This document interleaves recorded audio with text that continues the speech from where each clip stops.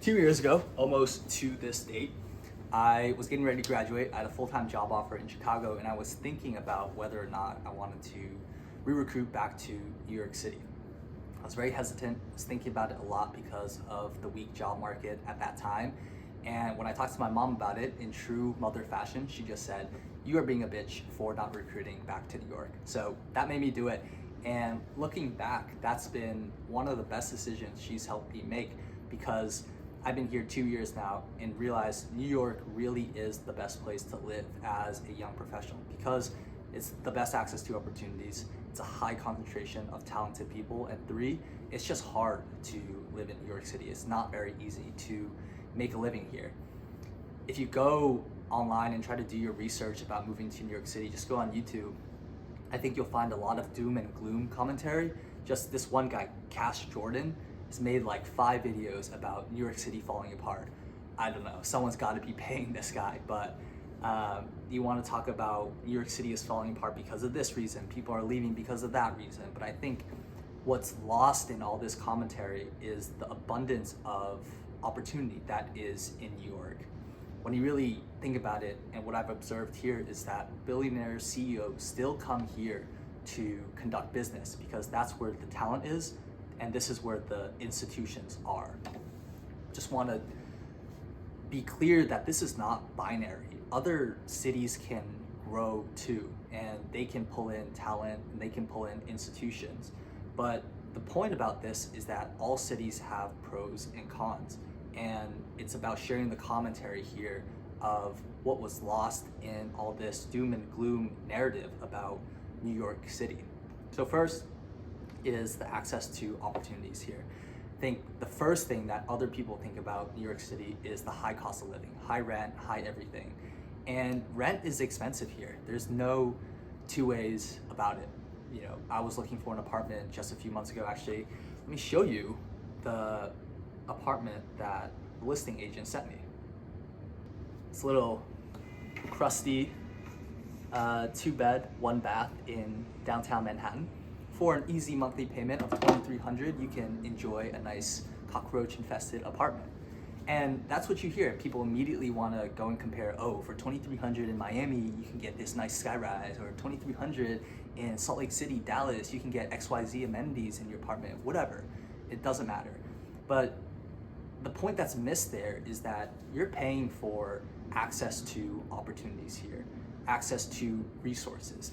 For myself, here just in New York City, I take public speaking classes, I take vocal lessons, I play in basketball leagues, train with a private gym squad, I work with golf instructors, many other things, and a lot of these things are offered at the highest level here in New York City. That's not the same for many other cities. I can't say the same for Boston, where I grew up, Chicago, where I spent the summer. It's just not the same offerings that are in those cities. And tomorrow, if I wanted to go pick up pottery or sailing or whatever, I would be able to find in Manhattan instructors or courses, whatever it is, for me to go learn that skill.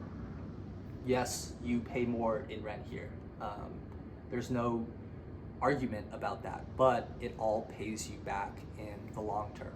2 is the concentration of talented and like-minded people.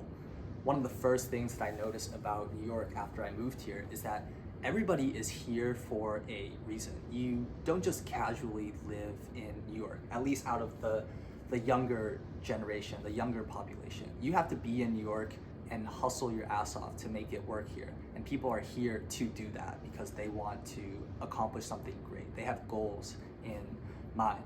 Each step of the way here, I've been able to find a group of people that are like-minded and talented where we can work together and continue growing. And as I grow, there's other people who are many steps ahead of me, where when I'm in a position, I can look up to them, learn from them, and then ultimately join them to continue building. And that's what I think is so important. There's no other city where I feel like there's such a density here of people who have such big goals, who have so much talent. And by being around those people, you naturally want to do those things. An example that I think about all the time is going to school at NYU Stern and versus all the other schools at NYU. In NYU Stern, we were all so set on doing finance, doing internships, doing networking, anything that we could do to get ourselves into that field. And because of that, we had a pretty bad reputation at NYU. All the other schools would kind of look at us, make fun of us, and think we were the crazy people who just wore suits all the time. But within the NYU Stern community, nobody made fun of each other. In fact, it was encouraged for you to do that, to work during the week, to get internships during the semester, off cycle, network, get coffee chats.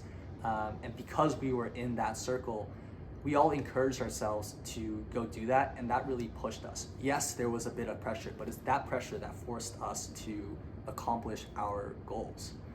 It's very natural that you want to do what the people around you are doing. So I really see it as a hack to surround yourselves with the people who are doing what you should be doing. In a less serious note, think about it from just a personal fun perspective. With whatever interest that you have in mind, pottery, scuba diving, skydiving, golf, you can find an interest group here, and it's very easy to draw that connection and find a group where you can do those activities together. Point number 3 is just, it's straight up hard living in New York. It's hard to move here, it's hard living here day to day. You don't have the luxuries that you do living, a nice, calm suburban life.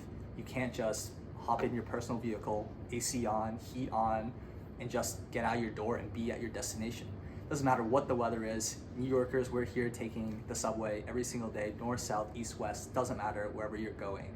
And, besides all the skills that you pick up from dealing with all the shit in the city, you establish a new standard for yourself of what's hard, what's easy. Every time I go back to Boston now, everything feels relatively easy.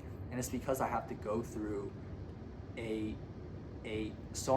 quote unquote uncomfortable life. You get a new sense of what's truly uncomfortable. Last point here is New York City also pushes you to really be connected with yourself. As many people as there are here, millions, whatever, New York City can feel like the loneliest city at times because everyone has so much going on in their own lives. They're so focused on what they're working on, and people can feel disconnected at times. But because of that environment, I feel like it's helped me, it's helped a lot of other people find themselves, being present and being very connected to what really matters to them and who they are as a person. So it's that environment that really pushes someone, encourages someone to seek growth in that aspect, personal growth in that aspect. And I think if you were in an environment where you're always just hanging out with people and it's always very social, you'll miss out on that element of life. So if you have any friends interested in moving to New York City, make sure to share this with them. If you disagree with any of these points, let me know.